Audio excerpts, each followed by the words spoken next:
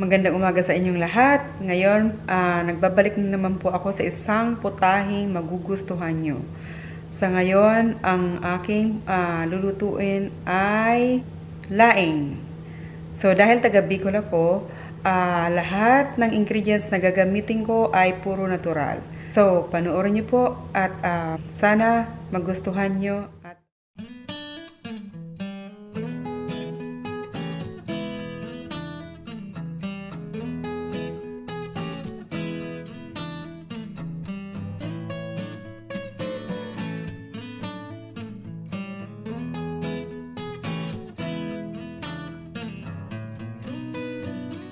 Nilagay ko lang muna siya dito para maghapon matuyo siya sa araw.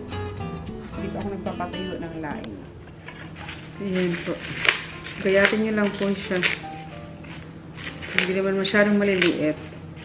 Kasi maghahati-hati naman siya pag niluluto. Yan po yung pinatuyo kong dahon ng gabi. Tamang-tama lang po ang pagkakatayo niya.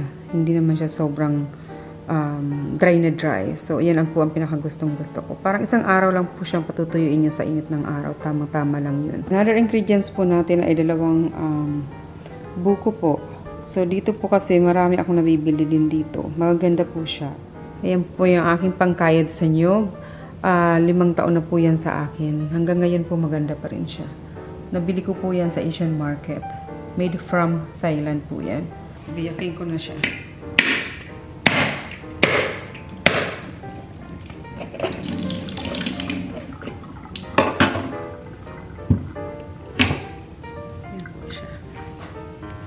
Medyo maliit po kasi dito ang buko, hindi kagaya sa Pilipinas malalaki.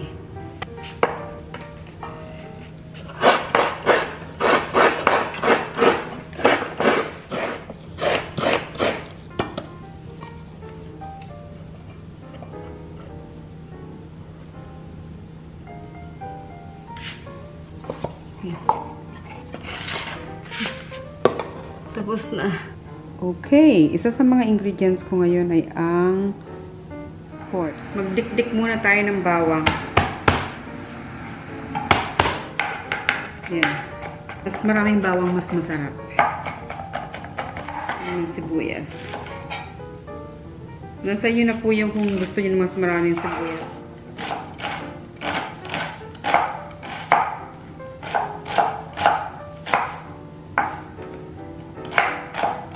Depende na lang po yan sa sibuyas nyo. Ito. Mas marami, mas masarap. Kasi hindi ako nang gumagamit ng pampalasa. Yung mga ito lang, puro lang natural ang aking gamit. Kasi ang nyug po kasi malinamnam na. Siyempre po, ito ang di mawawala sa aking lulutuin. Tatak bikol, tatak sili. Kasi depende yan sa inyo kung gusto niyo naman mas marami, mas maanghang. Labuyo po ang gamit ko. Since ang bata po kasi lahat dito, kumakain naman sila ng maanghang. So, yan. Pati yung bunso ko kumakain ng maanghang. So, walang problema. Naamoy ko ang anghang. Maanghang. So, ayan po. Maghiwa po ako ng liempo. Pag napakuluan po kasi ang liempo, madali siyang hiwain. Yan. Pag natapos na po niyong hiwain lahat ng ingredients, gagawin ko naman po ito ay pipigain ko. So, ako gumagamit ako ng pinakuloang tubig. Gusto ko na yung maligamgam na tubig. Pag medyo mainit po kasi ang tubig, mas nakukuha niya yung pinaka-gata niyan.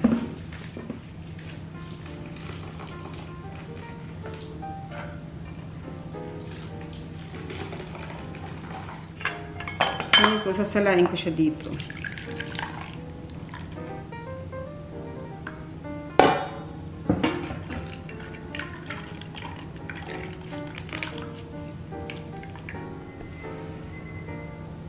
Ayan na po yung aking kakanggata. Ayan, pigain uli natin. Kahit isang kamay, okay lang.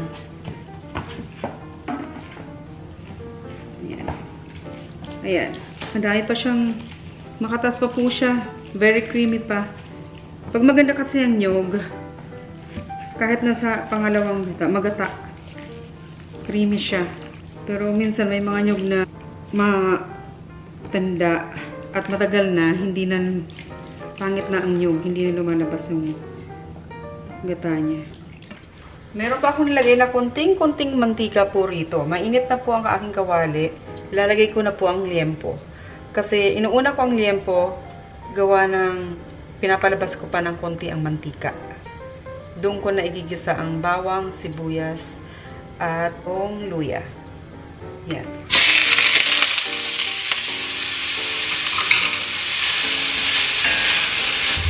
Yan.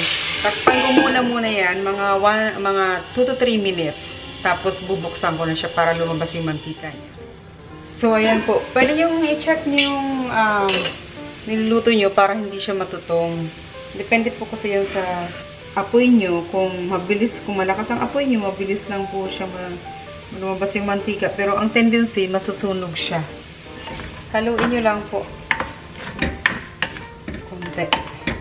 Pwede nyo i-medium heat. Tansya nyo lang yung apoy. Ayan. Hindi pa lumalabas ang mantika, so tatakpan ko muna uli siya.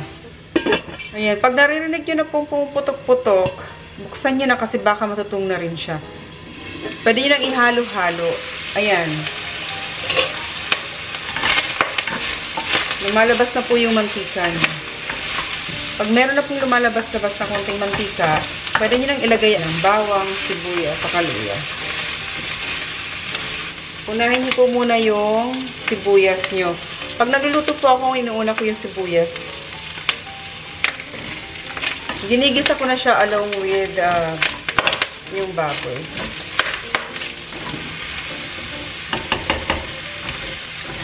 Yan. Medyo luto na po yung sibuyas, islagay nyo na rin po yung bawang.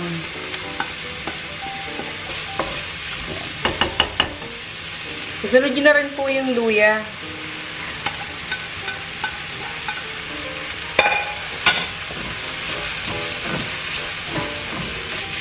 Pwede nyo yung takpan. Mga 1 to 2 minutes, buksan nyo uli. Just make sure na ang apoy nyo ay nasa low heat. Ready na po natin halo ang ating gulay.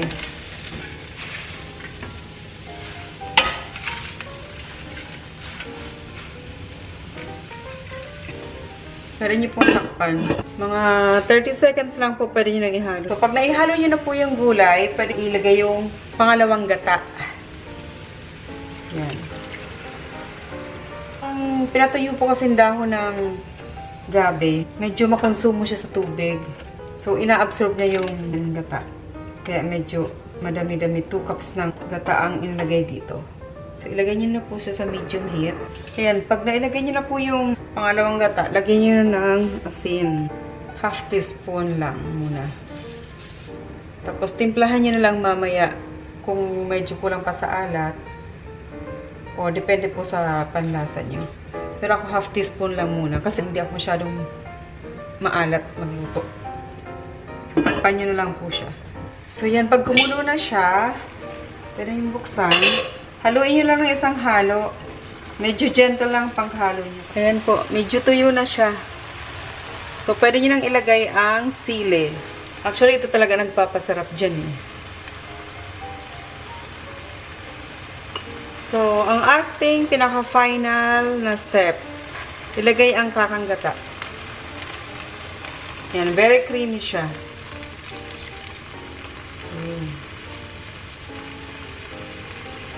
Very gentle lang ang paghalo niya. Mga 3 to 5 minutes po luto na siya. Takpan nyo na lang uli. Ooh. Sarap na laing. Ayan na po yung finished product natin na laing.